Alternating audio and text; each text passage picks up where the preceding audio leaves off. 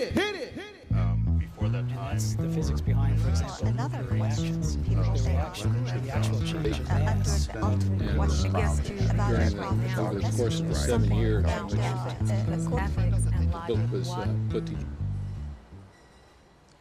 Welcome to the Scholars Chair. It was the famous South African president, Nelson Mandela, that said education is the most powerful weapon which can be used to change the world.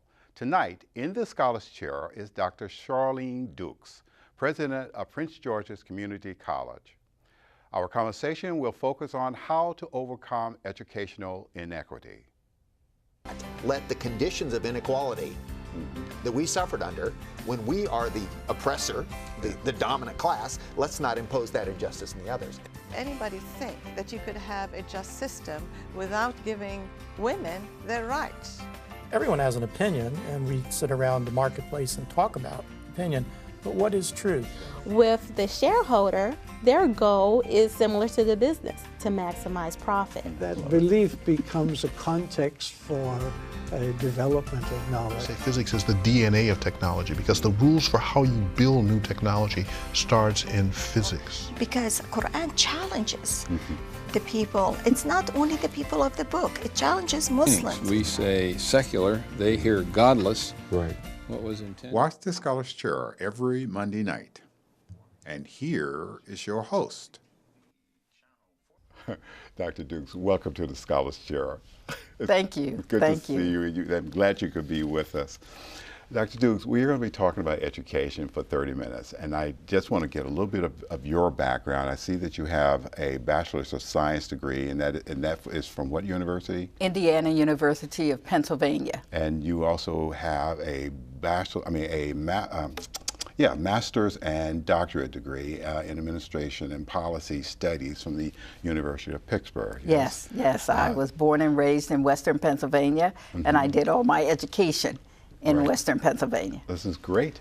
Tell me a little bit about your educational journey.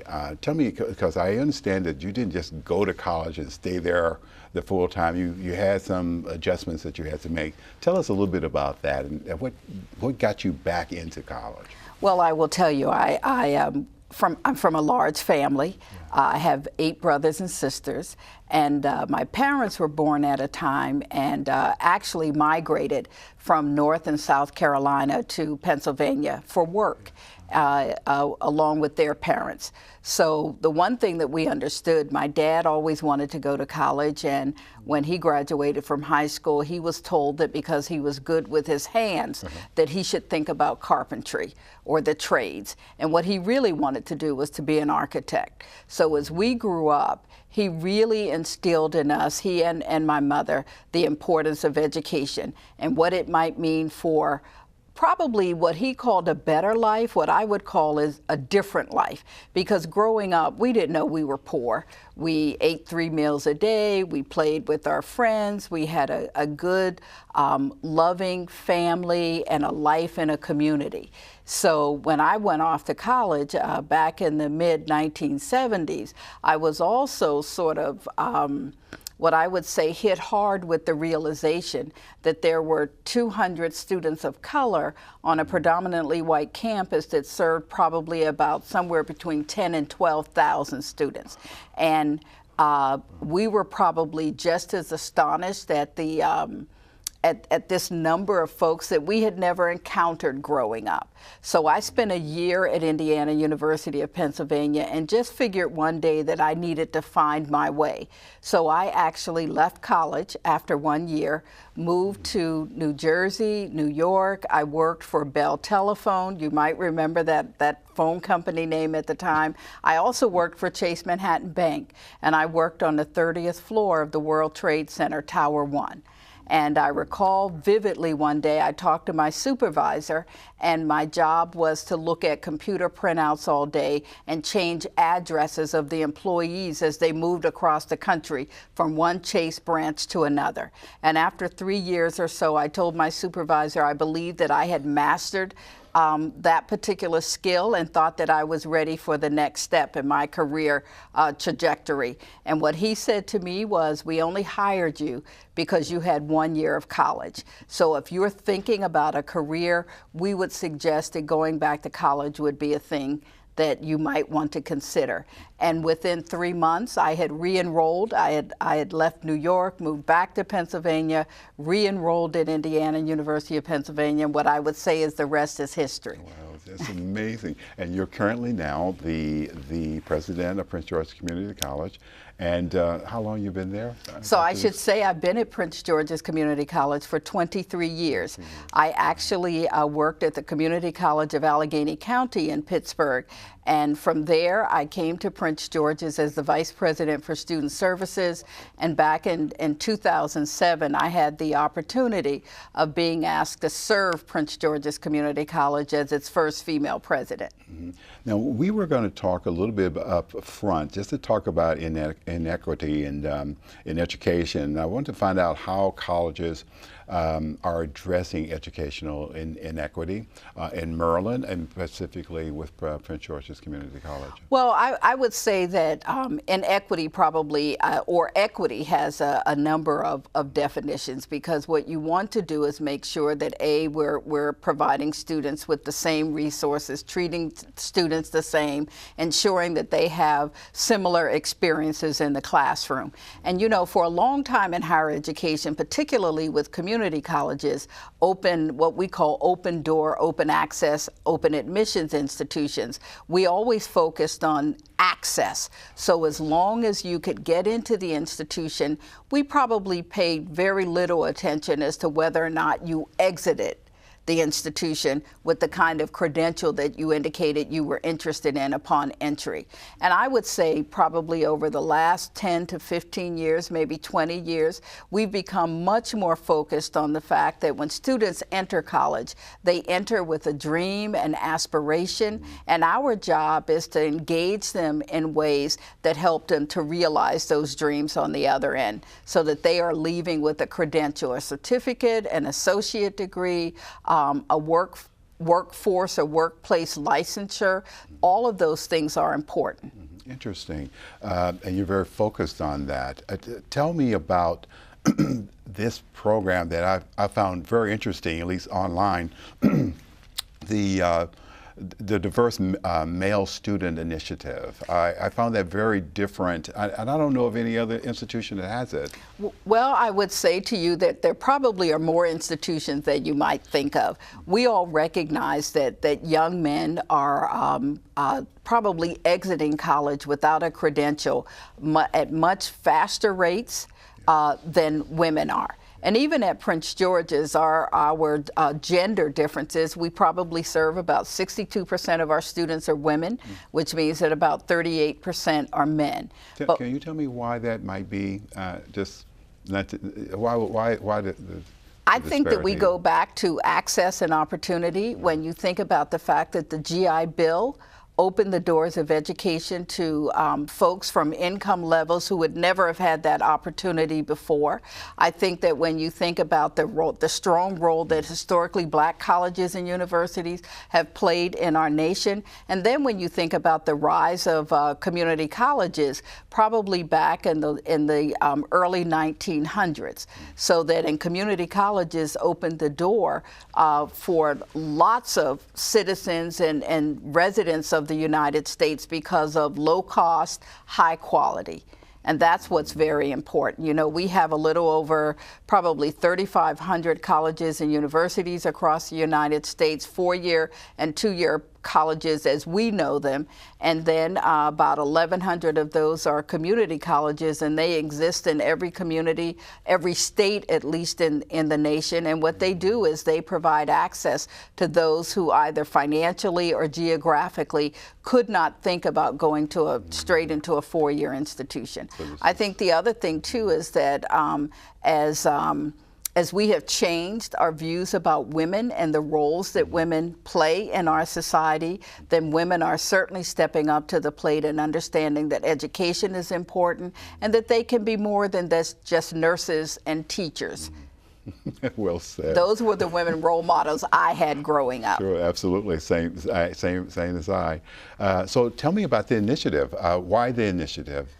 Well, what we saw at Prince George's Community College and with several community colleges across the nation is that we were not, quite frankly, doing well by young men. And not just, we started off with young men of color, but what we recognized is whether those young men were African American, whether they were Hispanic Latino, whether they were Asian or white males, that they were graduating at fewer rates than their female counterparts. And what we figured that we needed to do was to create an opportunity to wrap our arms and our services and our resources around these young men. So since we instituted the program back in probably, I think, around 2009 or so, we have had 700 young men come through the program. You might be aware that our production team at the college did a documentary, Striving for the Extraordinary, and it chronicled the lives of 8 of those young men who come from circumstances that in many ways we would think that they would never be able to rise above them. But with the help of, I think, faculty and staff and others at the college, even their own peers, they are just outstanding young men who are making just some significant contribution to our local communities. You have statistical data, how well it's doing? Well, what I would tell you is that out of those 700 young men, just about 70% have received some sort of academic credential. Probably another 35% transferred on to 4-year institutions, so they just did not stop at the associate degree. And some of them are currently in master's programs or doctoral programs. Tell me about the overall goal of the college. I think someone mentioned pathway to me, but I'm not sure how that fit in with your. Well, so what I will tell you first is that we have what we think is what I might call not a unique vision, but one that we believe is simple and uncomplicated. Our vision is to be the first choice for education for Prince George's County residents. Yeah. That when they think about higher education, they think about Prince George's Community College. And our mission is one that we think is simple as well. We educate, we train, and we respond to the needs of the community that we serve. Wonderful. Now, tell me about that mission. Tell me how is that mission systemically or systematically put in place? Well, I will tell you that we serve about 40,000 students. Our main location, as you well know, is here in Largo, but we have 6 other degree and extension centers located around Prince George's County. So we think it's about geographical access, so that students in Hyattsville or Laurel or Camp Springs or Westphalia, on Westphalia Road in Upper Marlboro, that students can get to those locations and don't have to think about how they travel 2 or 3 hours using public transportation to get to Largo. It's also about the partnerships we have with our 4-year colleges and universities, not just in the greater Washington, D.C. area, but it's across the country. Wow. So our students are looking at the associate degree and transferring to Bowie State University, University of Maryland College Park, University of Maryland University College, Howard University, Georgetown, American. So we also look at what those connections are so that our students can see this is the beginning of their educational journey. It's not the end.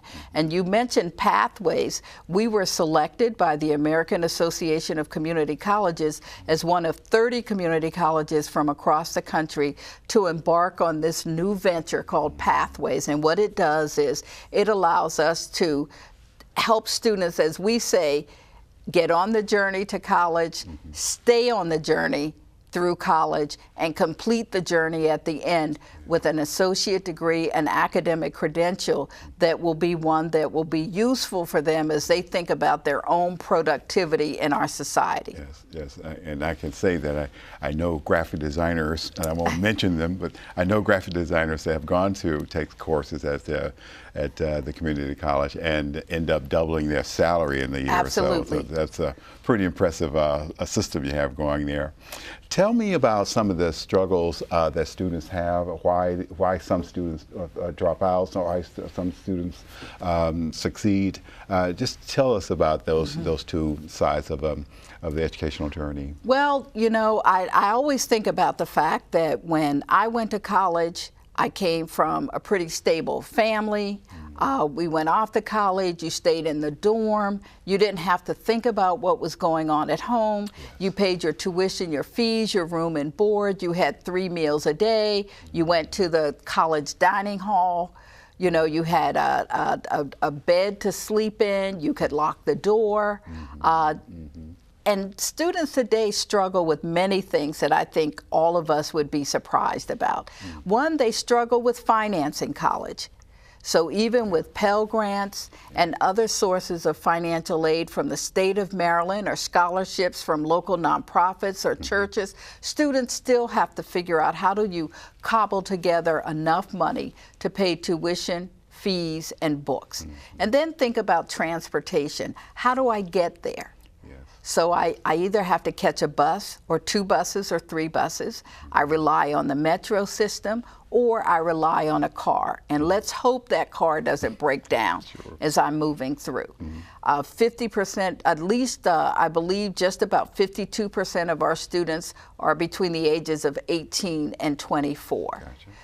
So that means that the other 48 to 50% are over. So they are people who have families, who have circumstances. They may be estranged from their families.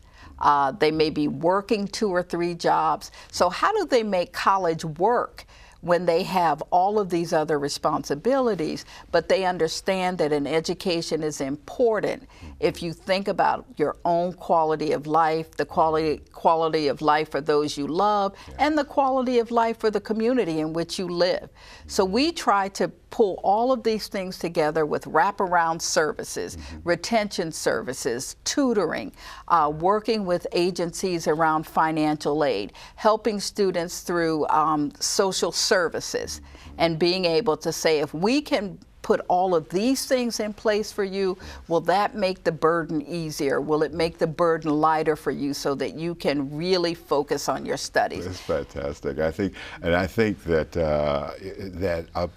a single mom can actually benefit from those services, and you said it very well. I don't want to try to articulate better than you, but you said it very well. And I guess I've seen so many examples of students actually taking advantage of it and coming out wearing their cap and gown. I'm just very impressed with that.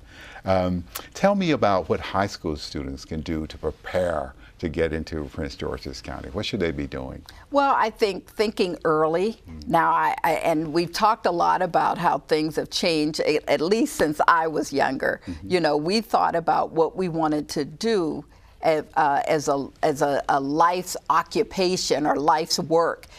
Probably the first day we stepped on a college campus. We sort of said in high school, I remember thinking to myself, when I was a senior applying to college, I think I want to teach English.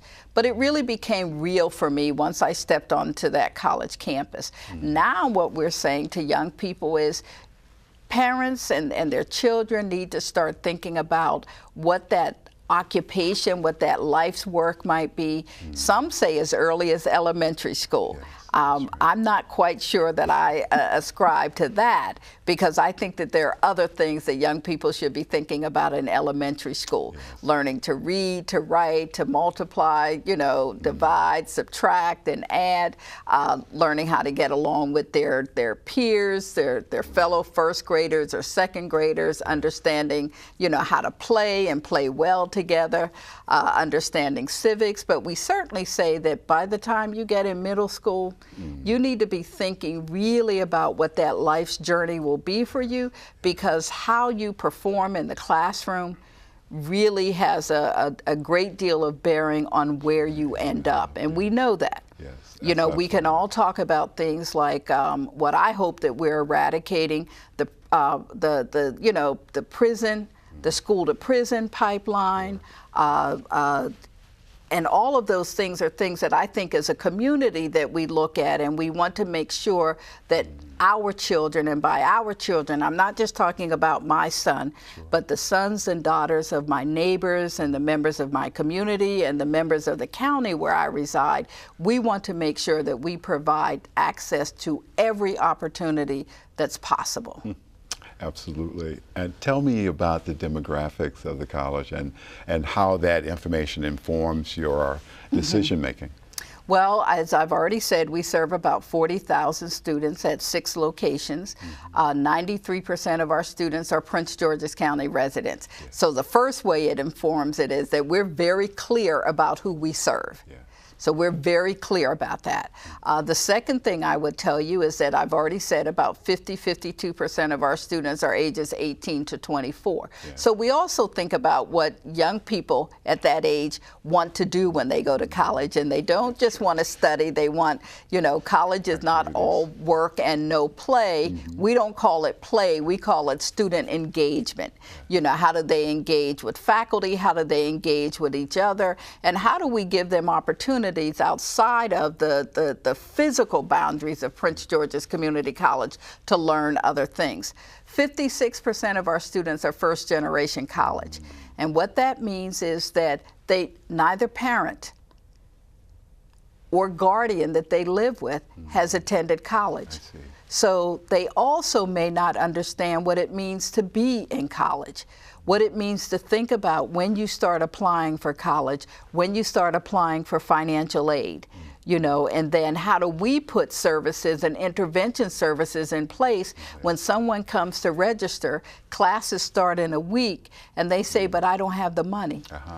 Yes, yes. You know, so that's why a lot of colleges, and we are no different, have payment plans.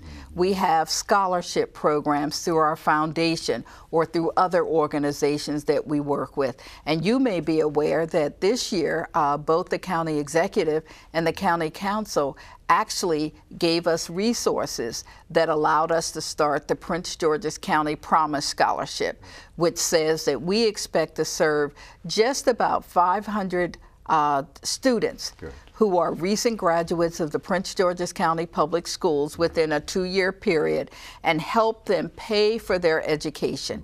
So they will have to apply for financial aid, and what we have is what we call bridging the gap or gap dollars, so that you know, what that amount of money that's left between receiving Pell Grants or other kinds of financial aid and paying the full cost of tuition and fees. So we're really very excited about that because it will help us serve young people who without those dollars couldn't even think about an education.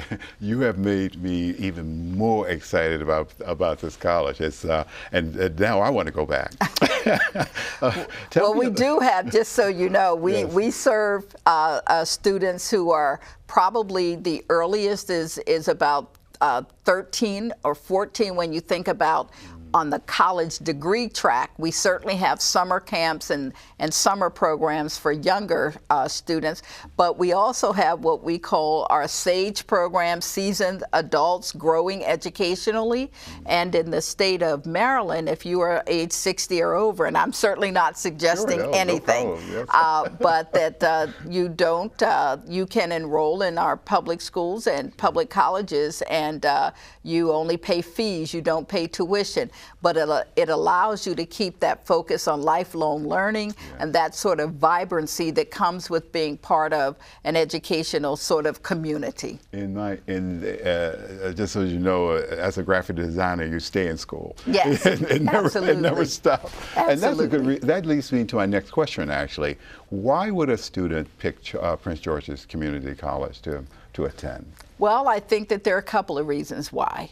First is that we have just some awesome faculty members who are really very committed to teaching and learning and engaging with students, helping students from where they are to where they want to go. in life, and looking at the community college as part of the steps and part of the journey to get there. I think the other reason is because we are affordable. So you combine rigor of education, quality of faculty with affordability, and particularly given in these days and times, all of the dialogue that's going on about the high cost of education. So our students can get their associate degrees and move into our transfer institutions, knowing that they've completed their freshman and sophomore years, and what they have at our four-year partners are their junior and senior years. Yes, tell me about this a little bit, because I was interested in cost actually, it was President Obama who actually made me more cognitive of it when he was talking about, as President of the United States, and he and his wife was just finishing off their educational loans. The college actually helps with that, doesn't it? I mean, not necessarily in terms of grants, but just the cost of education, period. Well, I think that we try to. I believe that all of us, whether we are a community college, that will always tend to be the lowest cost option for higher education, to some of the more costly private institutions, that we're all starting to look at how we sort of price education, and making sure that we're not pricing people out of the opportunity. And that's what we really focus on. Our Board of Trustees is very cognizant about not raising tuition, and we actually every year look at what the Pell Grant dollars, what that maximum Pell Grant allowance will be, and then we look at what we charge for tuition and fees, and ensure that we're keeping tuition and fees at such a level that students, if they're full need, they can pay their books, tuition and fees, and still have some dollars left over for transportation.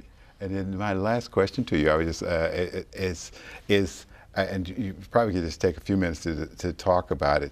Has the definition of education over the years that you've been involved with it, has the definition changed? And just generally, what ways have they changed?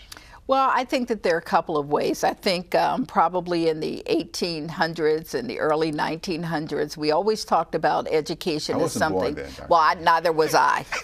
But I do my research. So we always talked about education as being for the elite, and it was always about a liberal arts education because it helped you in terms of becoming a gentleman, being learned.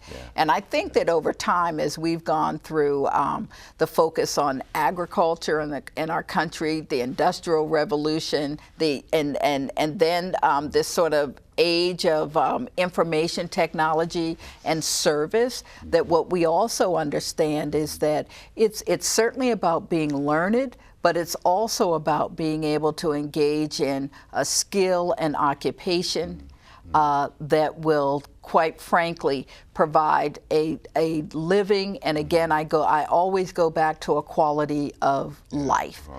So that, and that's why we have all kinds of programs, the liberal arts, the humanities, business, but we also have programs like locksmithing, carpentry, electrical, solar work, culinary, hospitality, the visual arts, music, painting. It's all of those kinds of things that really make for the whole person, and giving us the ability to serve the whole of Prince George's County.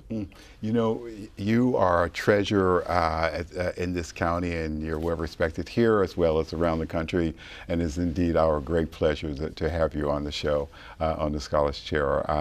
I can tell you that Prince George's County Community College is definitely a treasure for the entire county, and thank you for coming. Thank you. I'm glad to represent our faculty, staff, and students. Great.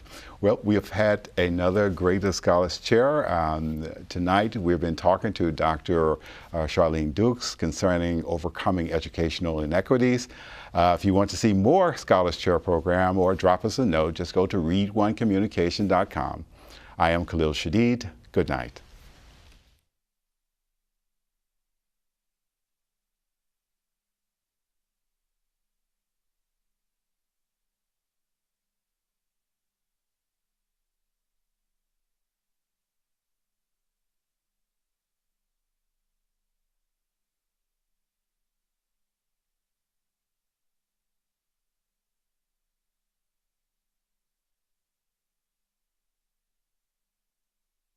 Hit it, hit it.